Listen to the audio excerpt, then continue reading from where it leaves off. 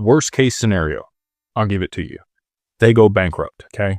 They have a really strong balance sheet. They have like $700 million on their balance sheet right now. I do think that Anchorage is probably going to go public in the not too distant future. Just, hearsay around. I could be off with that. We'll have to find out.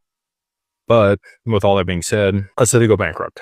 Okay. They are not relief estate like BNY Mellon. They are bankruptcy remote though. So the assets are segregated from their exchange business. Those assets are always yours. They will have to go through the bankruptcy process, but your assets sit there in kind and you will get access to them post bankruptcy. I don't know if there's anybody else besides BNY Mellon, but that sounds like a good thing. Another trust bank steps in immediately, takes over.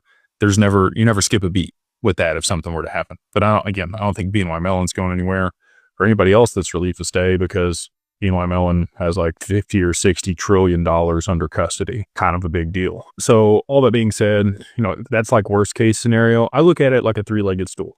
Okay. There's us at DWP, and there's Anchorage. Anchorage provides the infrastructure and the custody solution.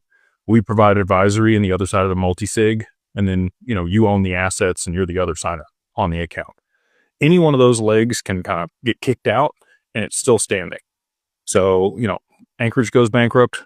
Cool. We go through the bankruptcy process. Your assets are still there. We're still your advisor. No problems.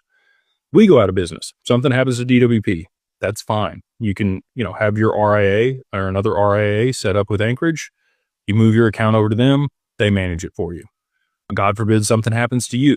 We have beneficiaries on the accounts to make sure that there's continuity and management of the assets and your family gets them, or whoever you designate. So again, there's contingency planning. And again, another trust bank would step in on the other side of Anchorage, having problems to be able to manage stuff. So, that's why this is so effective. And again, that's the reason BlackRock moved their